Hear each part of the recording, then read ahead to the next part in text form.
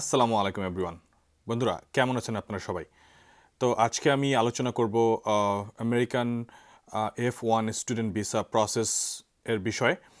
আপনারা বাংলাদেশ থেকে কিভাবে খুব সহজেই F1 স্টুডেন্ট ভিসা প্রসেস করতে পারবেন।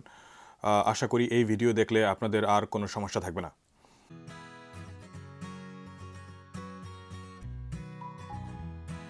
সো প্রথমেই আমরা জেনে নেব what is F1 student visa. F1 student visa that allow foreign national to study in the United States. তার মানে হচ্ছে এমনিতে বাইরের দেশের ছাত্ররা মার্কিন যুক্তরাষ্ট্রের যে কোনো ইউনিভার্সিটিতে অ্যাপ্লাই করে এখানে পড়ালেখা করতে পারবে। বন্ধুরা আজকে আমি এখানে 8টা খুব সুন্দর সহজ উপায় স্টেপ বাই স্টেপ আপনাদের সাথে আলোচনা করব, যাতে আপনারা F1 স্টুডেন্ট ভিসা প্রসেস করতে পারেন বাংলাদেশ থেকে, কিংবা আপনারা যেখানে আছেন পৃথিবীর সেই দেশ থেকে করতে পারবেন। Step 1, choose a school. So প্রথমে আপনাদের যে কাজটা করতে হবে সেটা হচ্ছে আমেরিকার ভিতর থেকে যে কোনো একটা ইউনিভার্সিটি আপনাদেরকে চুজ করতে হবে যেখানে আপনারা গিয়ে পড়ালেখা করতে চান। আপনাদের মাথায় খেয়াল রাখতে হবে যে ইউনিভার্সিটিটা আপনারা চুজ করবেন সেটা SEVP এই প্রোগ্রামের আন্ডারে আছে, আর SEVPটা হচ্ছে স্টুডেন্ট এক্সচেঞ্জ ভিজিটর প্রোগ্রাম। যদি আপনাদের ইউনিভার্সিটি এইটার আন্ডারে থাকে তাহলে আপনারা খুব সহজেই ওই ইউনিভার্সিটিতে গিয়ে পড়ালেখা করতে পারবেন। আপনারা সাধারণত দুইভাবে স্কুল চুজ করতে পারেন। একটা হলো কারো রিকমেন্ডেশন নিয়ে, কিংবা আপনি যদি নিজে কোনো জায়গায় জানেন যে কোন ইউনিভার্সিটিতে আপনি পড়তে চান, আপনি অবশ্যই ওখানে যেতে পারবেন। আর একটা হচ্ছে আমি এখানে স্ক্রিনে একটা ইউআরএল দিয়ে দিব, অলসো ডিসক্রিপশন বক্সে ইউআরএলটা দিয়ে দিব।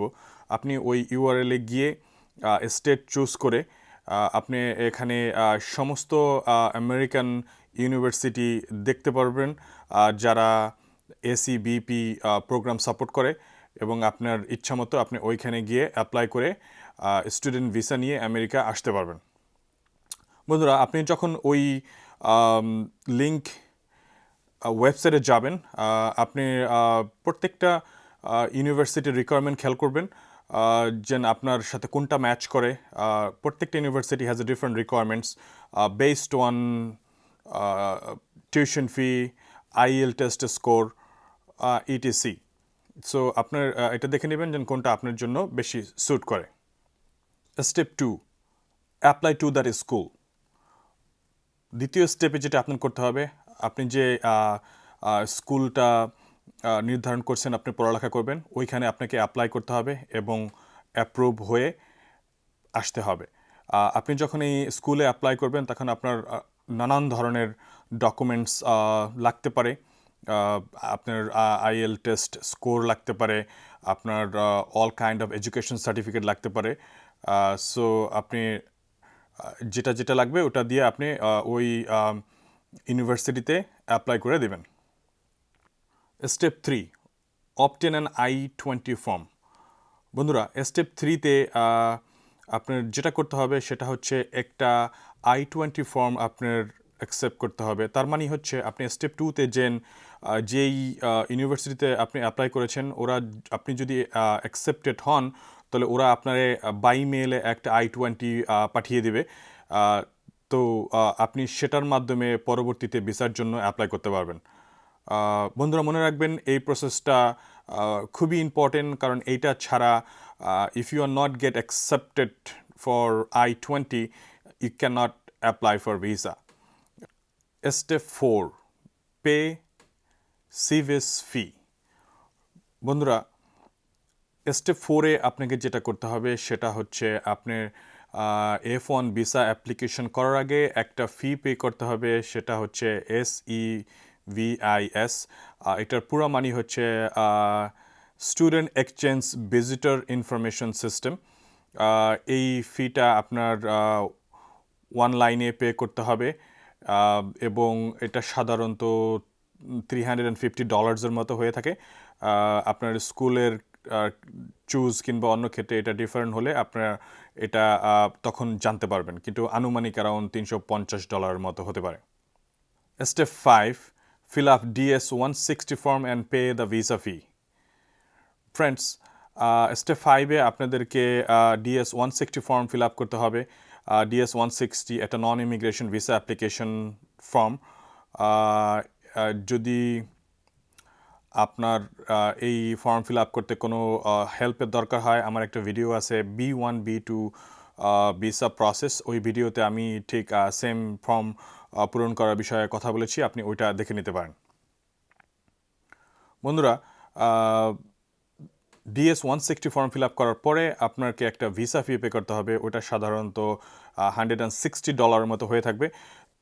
বন্ধুরা, DS-160 একটা অনলাইন ওয়েবসাইট বেস ফর্ম, আপনারা খুব সহজেই এটা ফিল আপ করতে পারবেন এবং এটা ফিল আপ করার পরে আপনি অলরেডি জানতে পারবেন আপনাকে কোথায়, বাংলাদেশে কোন ব্যাংকে $160 ভিসা ফি পে করতে হবে।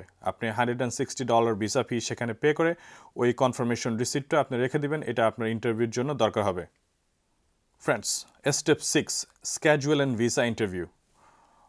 স্টেপ 5-এ আপনি যেরকম DS-160 ফিল আপ করেছেন ডিপার্টমেন্ট অফ স্টেটের ওয়েবসাইট থেকে, যে ইউজার আইডি অ্যান্ড পাসওয়ার্ড দিয়ে আপনি যখন ঢুকেছিলেন সেই ইউজার আইডি অ্যান্ড পাসওয়ার্ড দিয়ে আবার ডিপার্টমেন্ট অফ স্টেটের ওয়েবসাইটে ঢুকে আপনাকে একটা ইন্টারভিউর জন্য একটা ডেট নিতে হবে। আপনি ইন্টারভিউ ডেট নেওয়ার পরে আপনি গিয়ে আমেরিকান অ্যাম্বাসিতে F1 ভিসার জন্য ইন্টারভিউ দিতে পারবেন।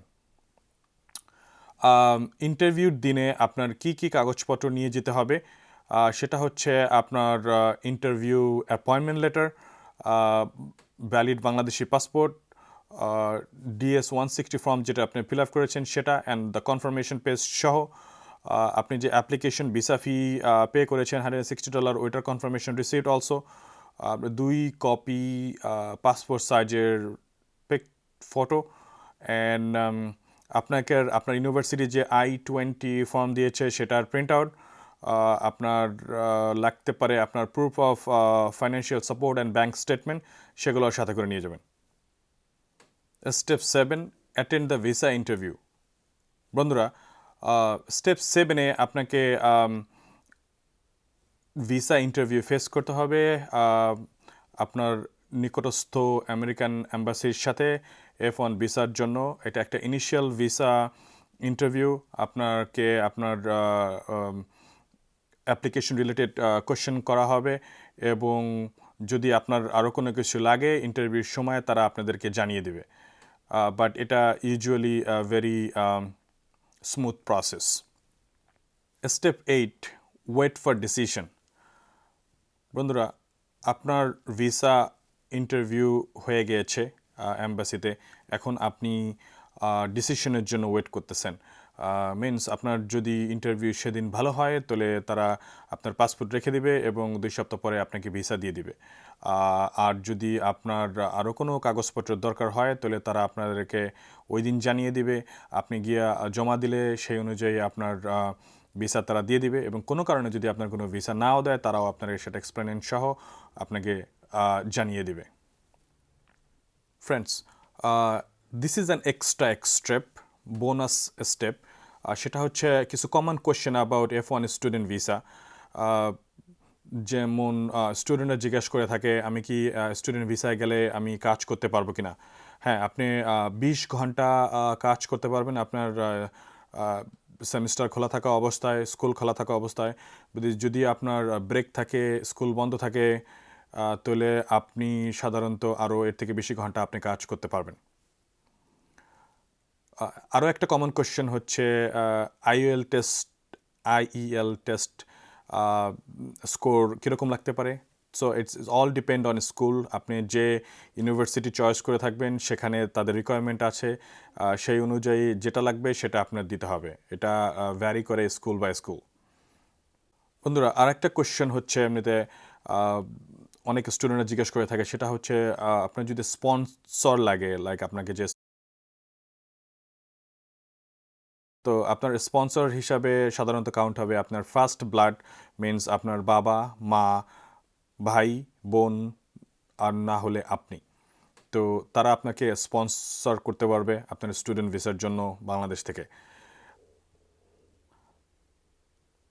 আপনাদের যদি আরও কারো কোনো কোশ্চেন থেকে থাকে প্লিজ আমাকে কমেন্ট সেকশনে জানাবেন। অ্যাবাউট সেকশনে আমার ইমেল আছে, আমার এফবি আছে, আমাকে আইএম করে ওখানে ইমেল করে ওখানেও জানাতে পারবেন। বন্ধুরা, আশা করি এই ভিডিওটা আপনাদের জন্য অনেক হেল্পফুল হবে। আপনি যদি ভিডিওটা লাইক করে থাকেন, please do subscribe the channel. If you need more help, contact with me. I wish you very good luck and very happy and healthy life. Thank you so much, and I'll see you in next video. Thank you.